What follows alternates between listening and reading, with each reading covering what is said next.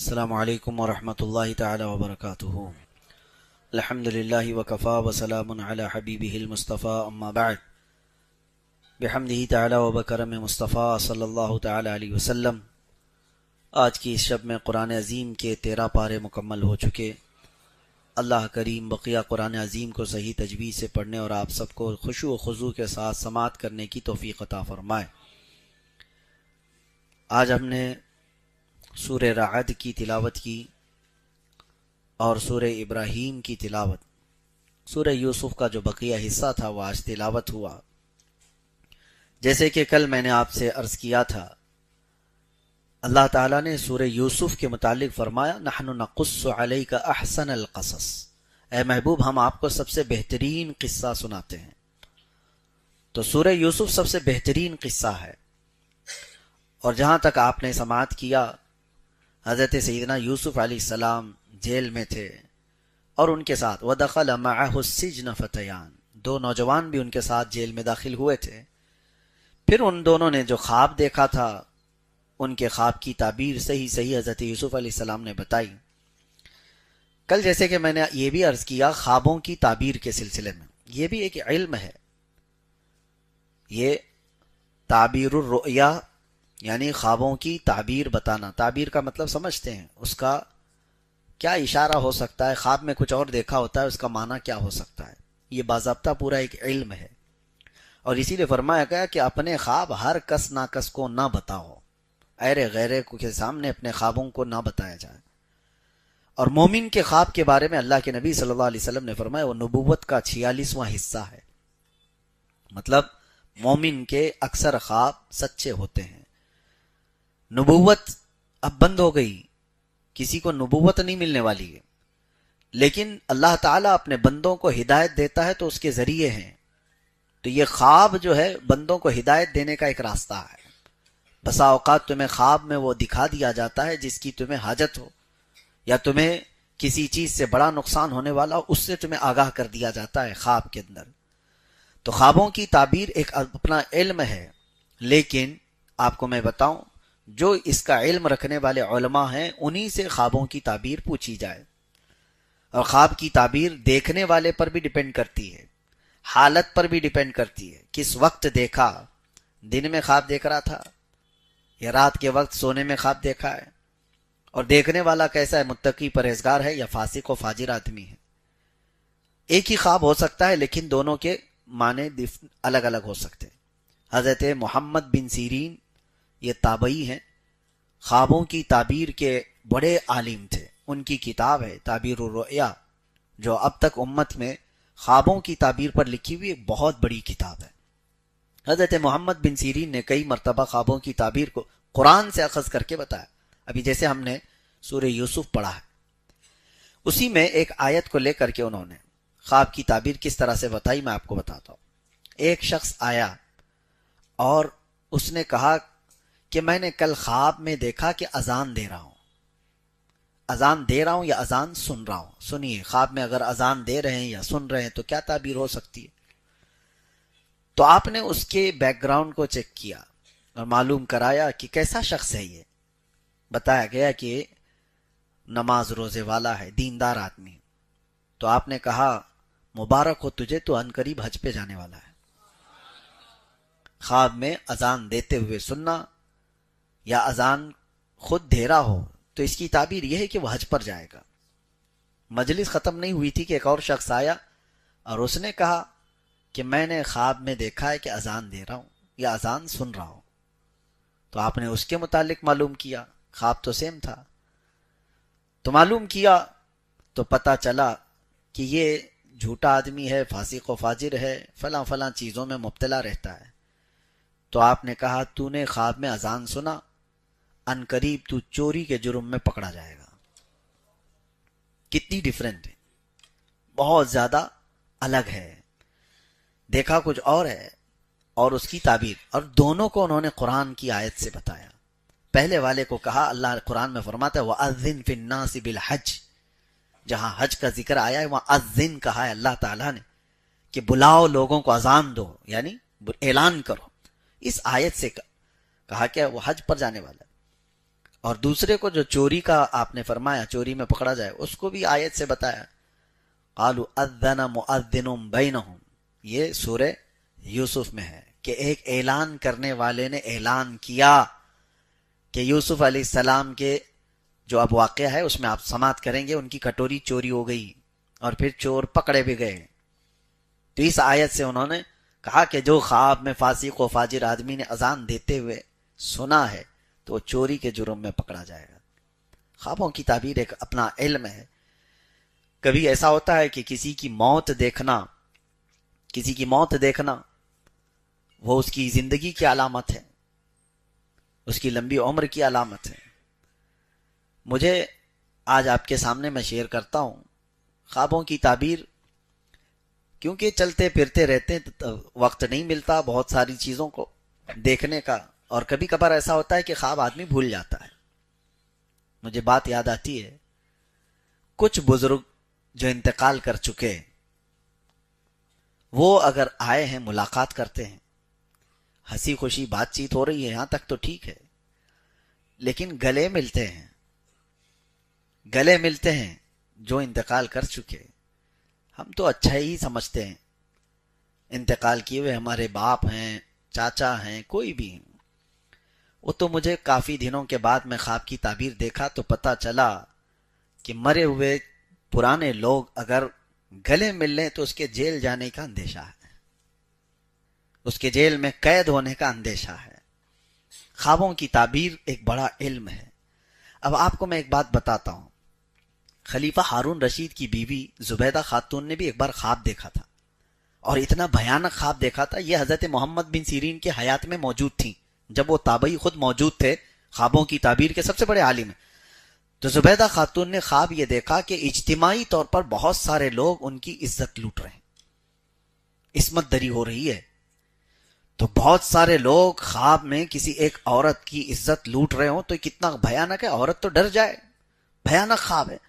صبح اٹھی تو پریشان ہوئی، کس سے خواب کی تعبیر پوچھوں۔ اس نے زبیدہ خاتون نے بتانے کو بھی شرم محسوس کیا کہ کیسے میں کسی کو بتا سکتی ہوں کہ خواب میں میرے سارے مرد حضرات عزت لوٹ رہے تھے۔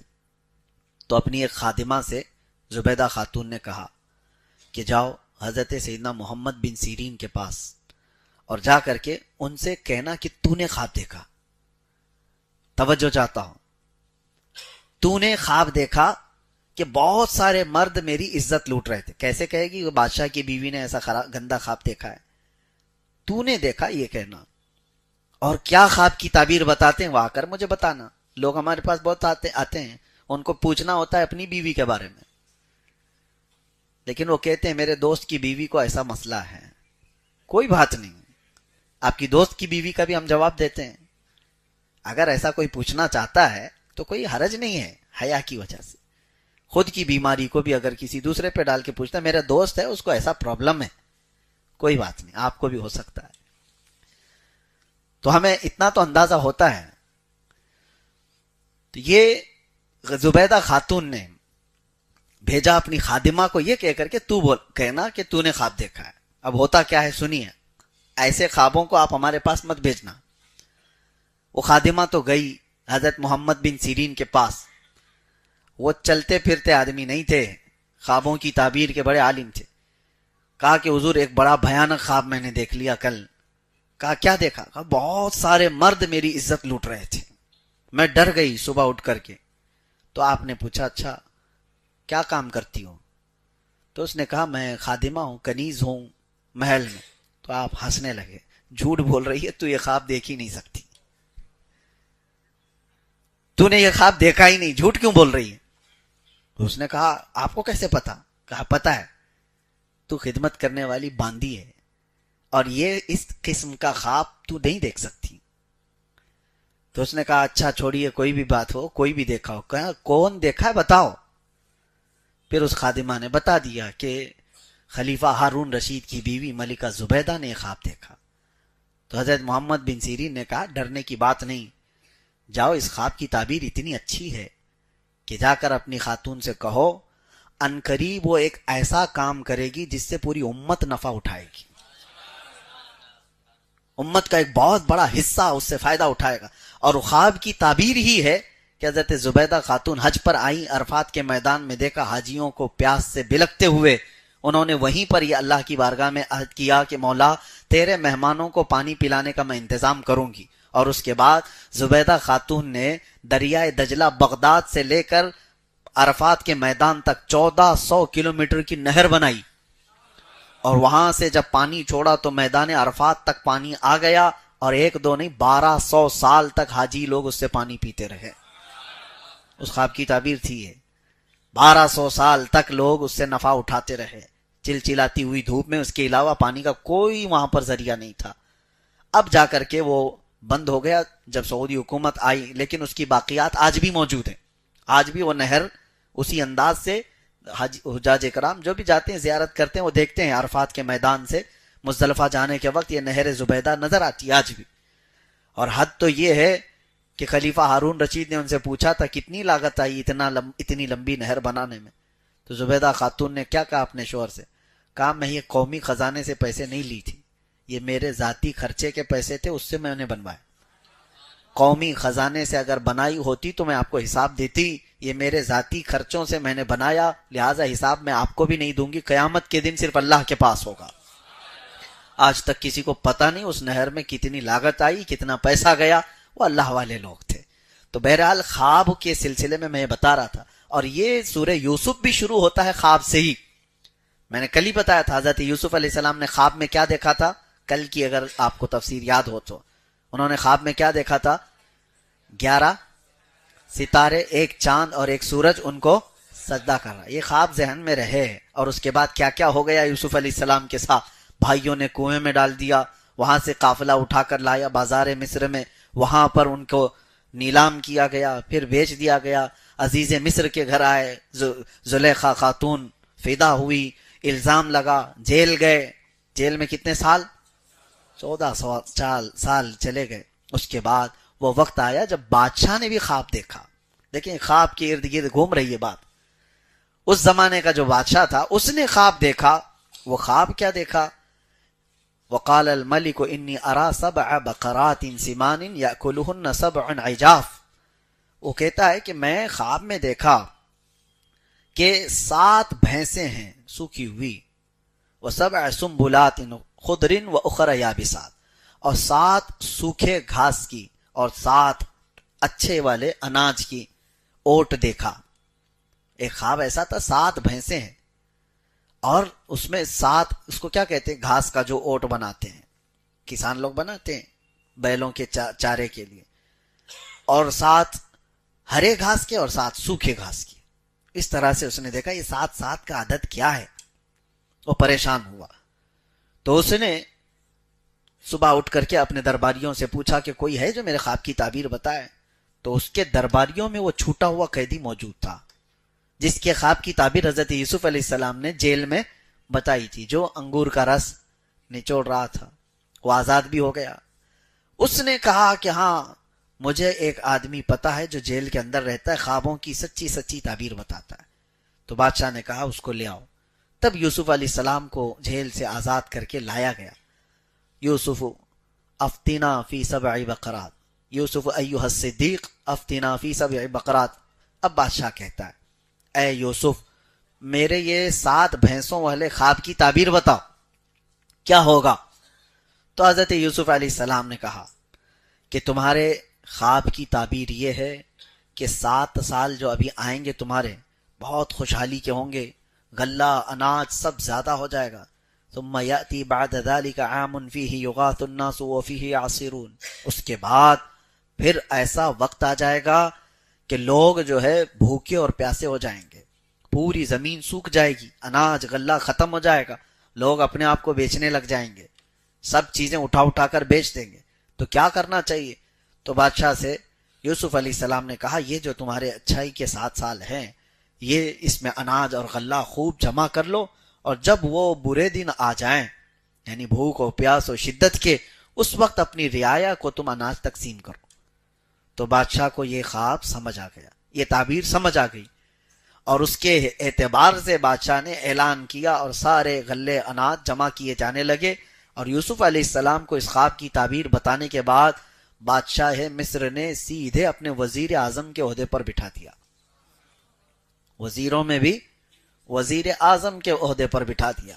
یہی ہے رب تعالیٰ کا نظام، گھر سے نکلے، قافلے میں گئے، کنویں میں ڈالے گئے، بازار میں بیچے گئے، پھر جیل میں ڈالے گئے، اور اس کے بعد سیدھے رب تعالیٰ کہاں وہ اتنا بلند مقام کے وزارت عظمیٰ پر بٹھا دیا۔ اور اللہ فرماتا ہے وَكَذَلِكَ مَكَّنَّا لِيُوسُفَ فِي الْأَرْضِ، ہم نے زمین پر یوسف کو قوت بخشی، اور یوسف علیہ السلام نے اپنے حسن تدبیر سے ملک کے اور سلطنت کے کاموں کو ایسا نبھانا شروع کیا کہ بادشاہ کا اعتماد پورا آپ کے اوپر۔ 7 سال گزر گئے، اس کے بعد جو قحط کے 7 سال آئے، وہ آگے کے جو 7 سال تو ساری رعایا پریشان تھی، ہر جگہ سے لوگ بھوکے اور پیاسے، اور کچھ بھی نہیں تھا، سب لوگوں نے جانور بیچ دیے، گھر بیچ دیے، اپنے آپ کو بھی بیچنے لگ گئے۔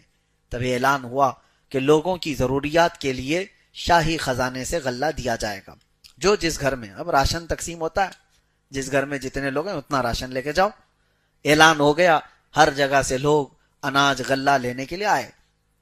یہ وہ زمانہ ہے جب یہ شدت بھوک اور قحط سالی کی وجہ سے سارے لوگ پریشان تھے۔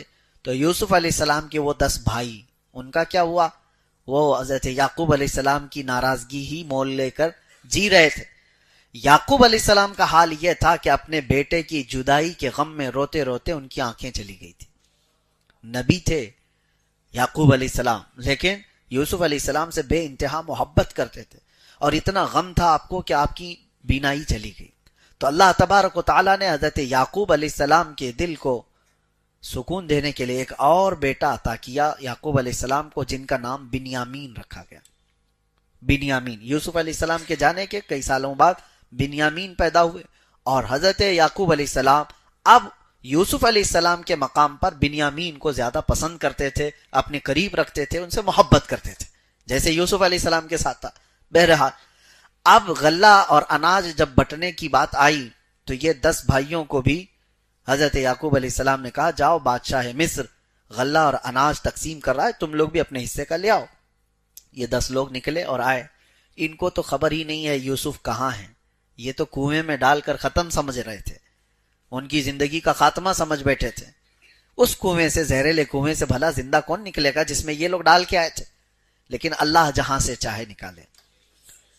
اب یہ 10 آئے، اور غلہ جب تقسیم ہو رہا تھا تو یہ لوگ جیسی آئے، حضرت یوسف علیہ السلام نے ان کو دیکھا، دیکھتے ہی پہچان لیا، اور ان لوگوں نے حضرت یوسف علیہ السلام کو نہیں پہچانا۔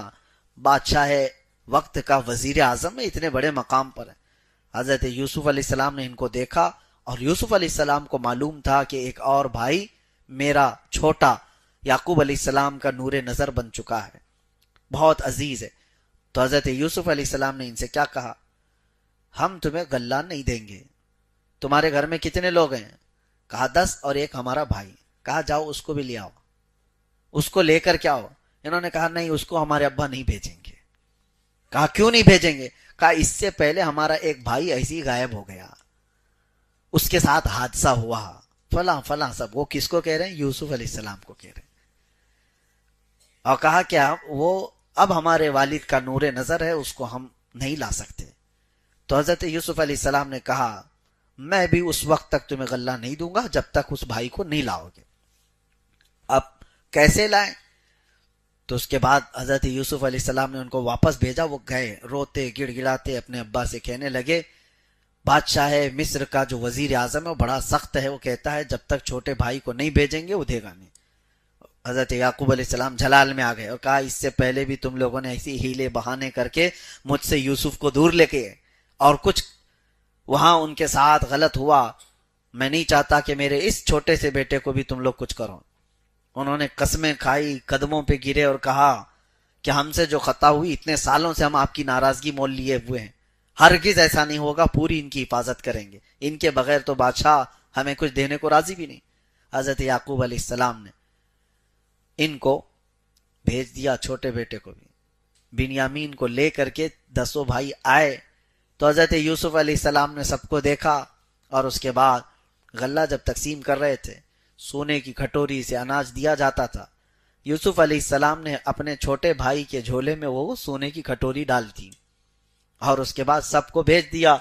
تھوڑی دیر گزری تھی کہ آپ نے اعلان کروایا کہ شاہی خزانے کی کٹوری چوری ہو گئی، ناکہ بندی کی جائے اور تلاشی لی جائے. کون لوگ ہیں جنہوں نے یہ چرایا ہے؟ سب کی تلاشی لی گئی تو وہ 10 بھائیوں کے بعد جو چھوٹے تھے بنیامین، ان کے جھولے میں مل گئی. ان کو پکڑا گیا، کہا گیا کہ ان کو پکڑا جائے گا.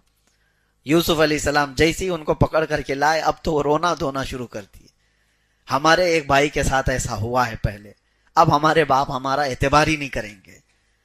اگر ان کے ساتھ بھی ایسا ہوا تو آپ رحم کرو. قالوا یا ایھا العزیز ان لہ ابا شیخا کبیرا فخذ احدنا مکانہ انا نراک من المحسنین. وہ کہتے ہیں ہم میں سے کسی ایک کو پکڑ کے رکھ لو، اس کو چھوڑ دو. یہ 10 ہے نا، ہم ان میں سے کسی ایک کو رکھ لو، آپ اس کو چھوڑ دو، آپ بہت اچھے لگتے ہو. انہوں نے کہا وہی کل والی بات میں نے جو کہا، جیل والوں کو جس کی ضرورت ہے اس کو ہی پکڑا جاتا ہے. حضرت یوسف علیہ السلام نے کہا قال معاذ اللہ ان ناخذ الا من وجدنا متاعنا عنده. ہرگز نہیں، اللہ معاذ اللہ، میں کسی ایسے کو کیوں پکڑوں جس کے پاس یہ کھٹوری نہیں ملی، جس کے پاس ملی اسی کو پکڑوں گا. اب وہ پریشان ہو گئے، کیا کریں گے، ہمارے باپ غم سے ختم ہو جائیں گے، انتقال ہو جائے گا. تو یہ باتیں چل رہی تھی. حضرت یوسف علیہ السلام نے پھر ان سے کہا کہ جاؤ تمہارے والد کو بھی لے آؤ. کہا وہ کیسے آئیں گے؟ تو حضرت یوسف علیہ السلام نے اپنا جبہ اتار کے دیا، کہا یہ لے جاؤ اور اپنے باپ کے چہرے پر ڈال دینا. قرآن پاک میں ہے اذهبوا بقمیصی ھذا فالقوه علی وجہ ابی.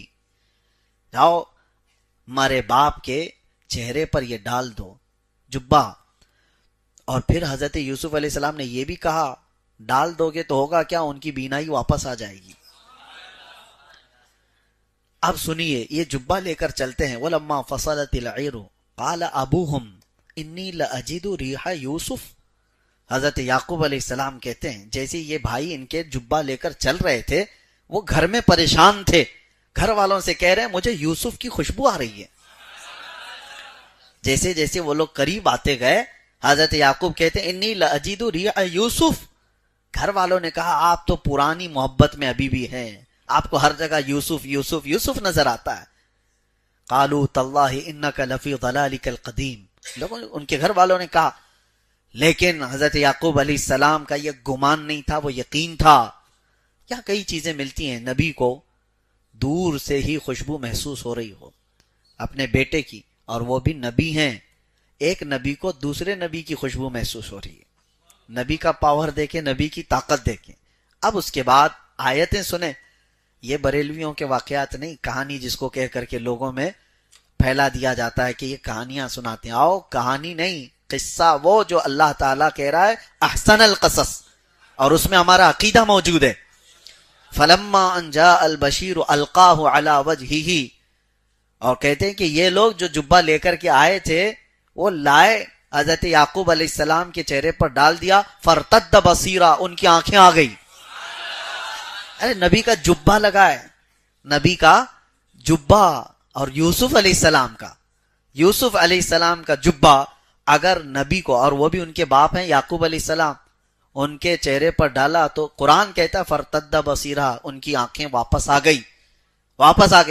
لوگ ہمیں شرک شرک شرک کے فتوے دیتے رہ گئے کہ یہ نبی پاک کے منہ مبارک سے فائدہ اٹھاتے ہیں، یہ نبی پاک صلی اللہ تعالی علیہ وسلم کے نالین پاک سے، جبہ مبارک سے فائدہ اٹھاتے ہیں.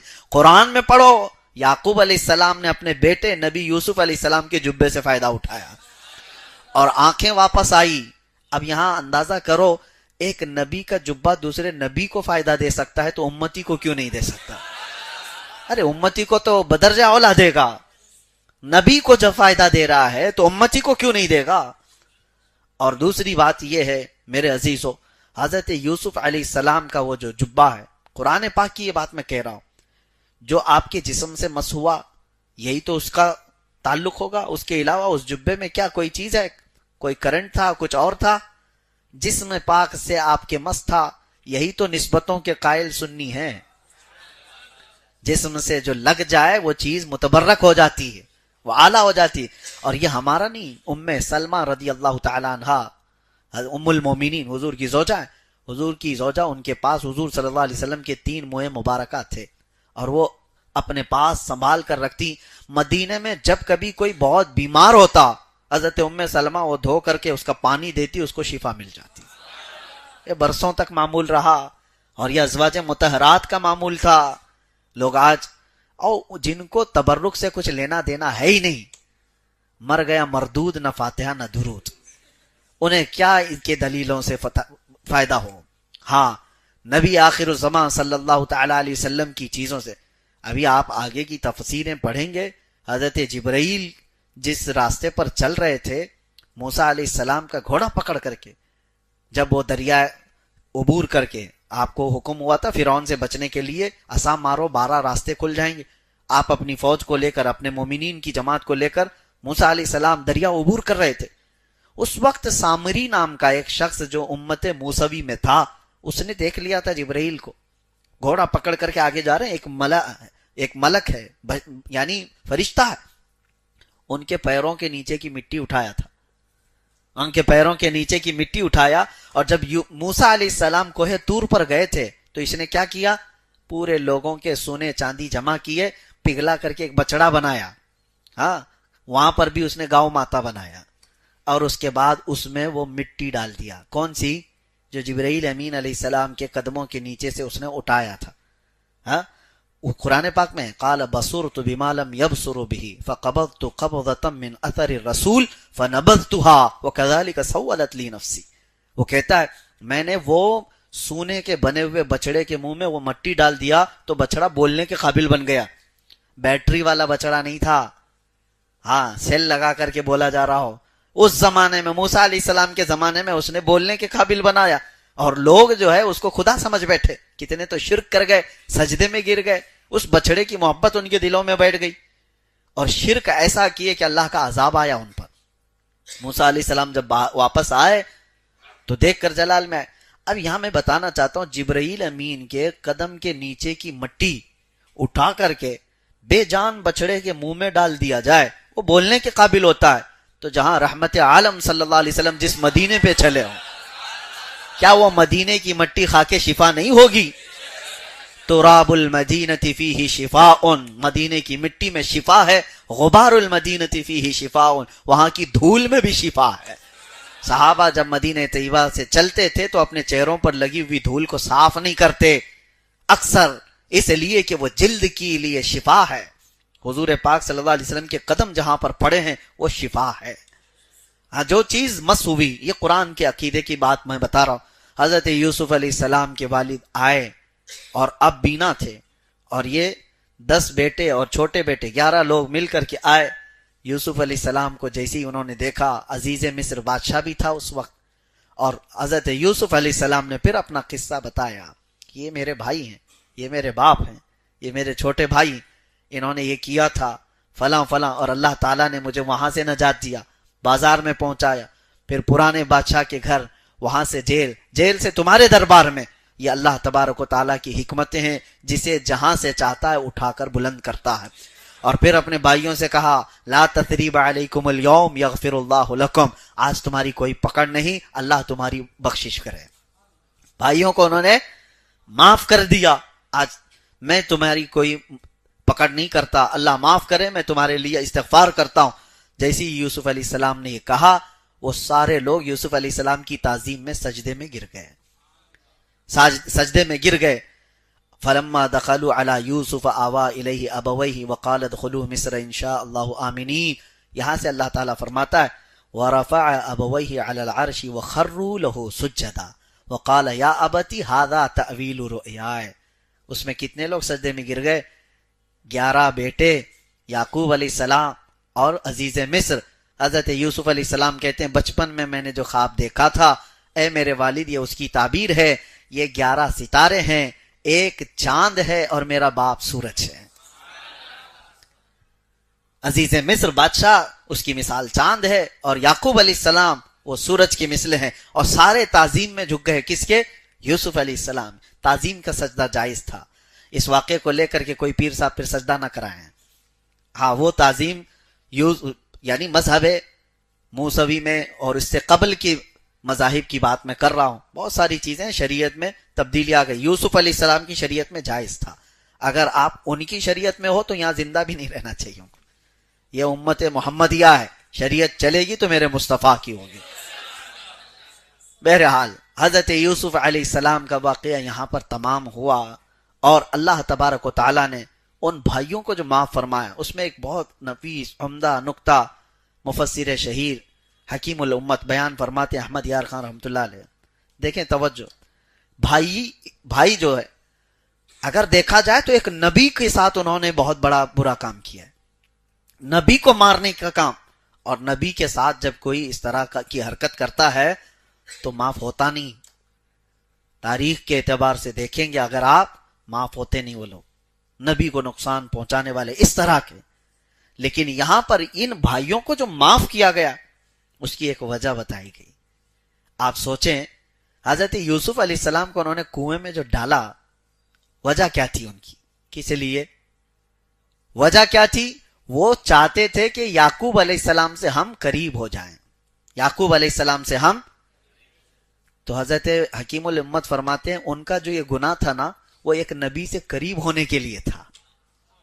بات سمجھ میں آ رہی؟ انہوں نے جو یہ خطا کی ہے اپنے بھائی کے ساتھ، جب وہ ابھی نبی نہیں تھے، لیکن کیا بھی کیوں؟ ایک نبی سے قریب ہونے کے لیے، یعقوب علیہ السلام سے قریب ہونے کے لیے انہوں نے خطا کی تھی. تو اللہ تبارک و تعالیٰ اپنے نبی کے لیے کرنے والی کوئی خطا کو معاف کر دیتا ہے.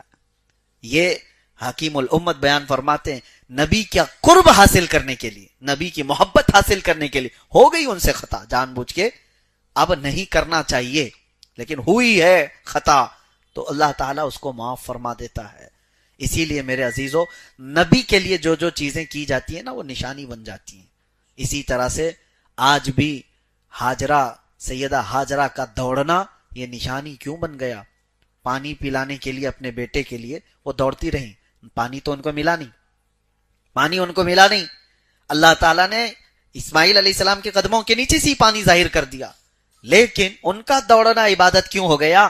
اس لیے کہ وہ ایک نبی کی پیاس بجھانا چاہ رہی تھی، ایک نبی کے لیے دوڑی تو وہ نشانی بن گئی. آج جو نبی کے لیے کھڑا ہوگا وہ دنیا کی نشانی بن کر رہے گا. جو نبی کی محبت میں کھڑا ہو اللہ تبارک و تعالیٰ اسے نشانی بنا دیتا ہے.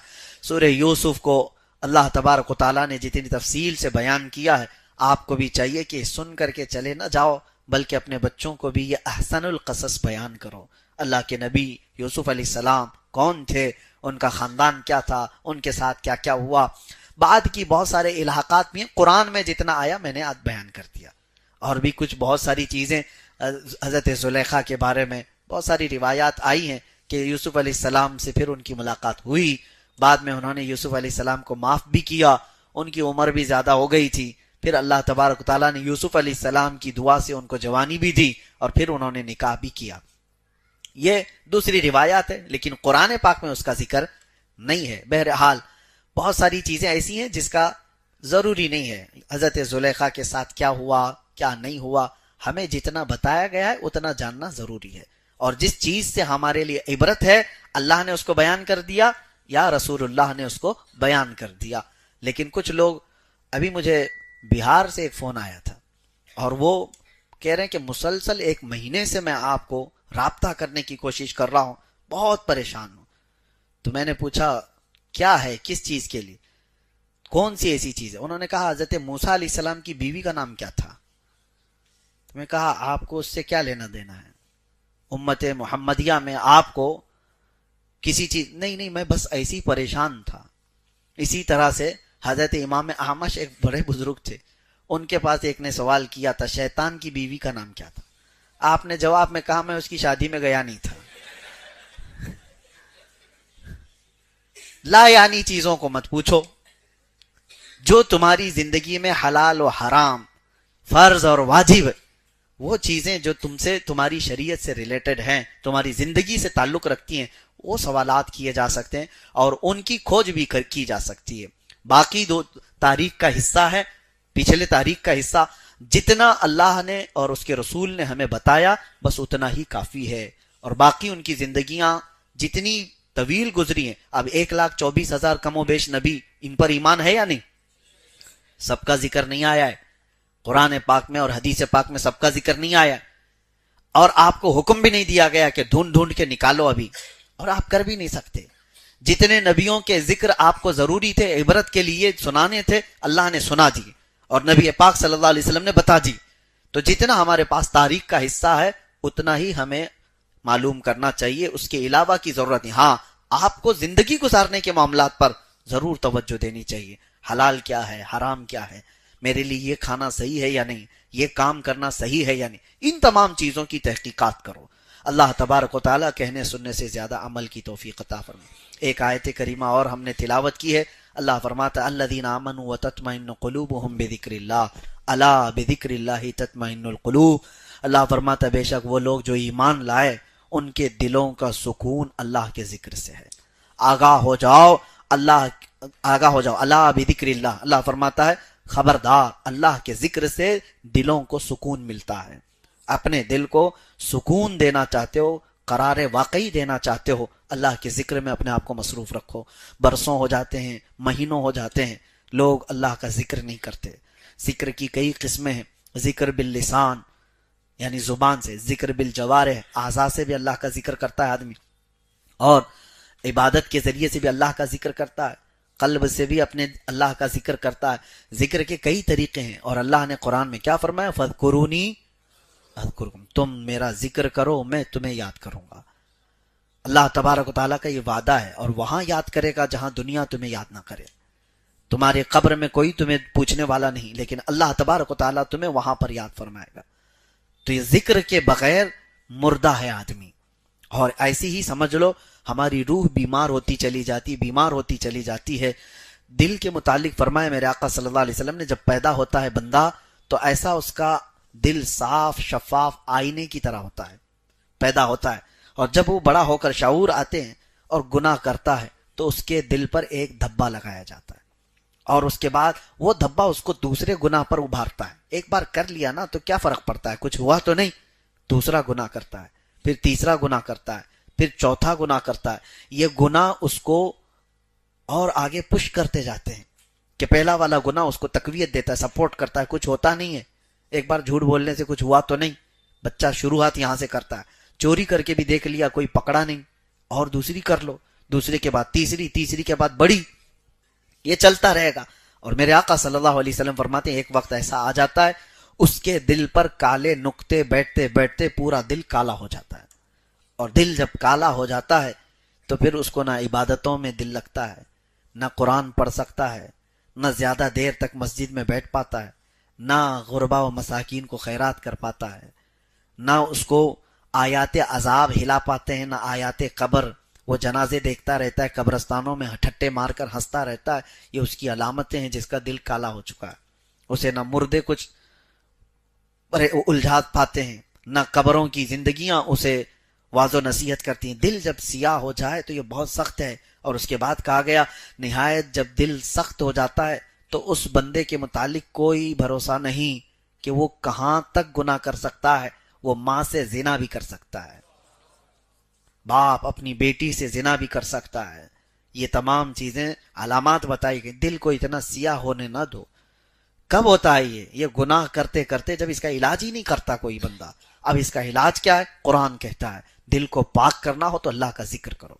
جب تم ذکر الہی کرو گے یہ میل چھٹتا جاتا ہے، دل کے اوپر سے نکلتا جاتا ہے. اور یہی تو بات ہے کہ اولیاء کاملین ان کا دل پاک ہوتا تھا، تمہارے جاتے ہی وہ تمہارے حالات کو دیکھ لیتے تھے. کیوں؟ ان کا دل آئینہ ہے.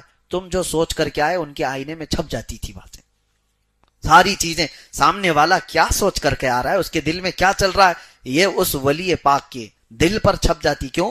پاک ہے دل. اور جب پاک دل جس طرف بھی گھومتا ہے وہ لوگوں کو چمکا کے جاتا ہے. مولانا روم رحمت اللہ علیہ فرماتے شیشے کا ایک ٹکڑا دن کے وقت لے لو اور اس کو دیواروں پہ جس طرف بھی سورج کو دکھا کر کے اجالا کرو گے تو دیواروں پر بھی یہ شیشے کی روشنی جائے گی کہ نہیں جائے گی. حالانکہ وہ لائٹ نہیں ہے، اس میں بیٹری نہیں ہے، لیکن دھوپ کی وجہ سے تمہارے ہاتھ کا شیشہ چمکتا ہے. جدھر بھی تم کرو گے، دیوار پہ، کسی کے منہ پہ، کہیں پر بھی. بچپن میں ہم کھیلتے تھے تو یہ شیشے کی روشنی ریفلیکٹ ہوتی ہے اور دوسری جگہ جا کر کے پڑتی ہے. مولانا روم رحمت اللہ علیہ فرماتے ہیں بندے دیکھ یہ شیشے کی اصلی روشنی نہیں، یہ سورج کی روشنی ہے، اس لیے اس سے آ کر کے تیرے دیوار کو تیرے چہرے کو چمکا رہی ہے کہ شیشہ صاف ہے. وہی تو کوئلہ لے کر کھڑا ہو جا اور سورج کی روشنی اس پر جتنی بھی پڑے تو جدھر بھی گھما کوئی روشنی نہیں ہوگی. شیشے کے ذریعے سے سب جگہ تو روشن کرتا ہے. یہی اولیاء اکرام کی مثال ہے کہ ان کا دل پاک ہوتا ہے تو آفتاب رسالت سے سیدھے روشنی پڑتی ہے. میرے آقا صلی اللہ تعالی علیہ وسلم کے نور کی سیدھے روشنی ان کے دل پر پڑتی ہے اور پھر وہ جس طرف بھی رخ کرتے ہیں ہزاروں کو چمکا کر کے چلے جاتے ہیں. اولیاء کاملین کا دل پاک ہوتا ہے تو ان کی روشنیاں دوسروں پر پڑتی ہیں، لیکن اگر سامنے والا کے بھی دل پاک ہو جائے تو پھر یہ روشنی آگے نور نالا نور ہوتی چلی جائے. اللہ تبارک و تعالی ہمارے قلوب کو منور و مجلہ رکھے، ہمارے دلوں کو پاکیزہ اور طہارت عطا فرمائے. میرے آقا صلی اللہ تعالی علیہ وسلم کا نور اور ان کی روشنیاں ہمارے دل کا سرور بنائے. وآخر دعوانا ان الحمدللہ رب العالمین. السلام علیکم.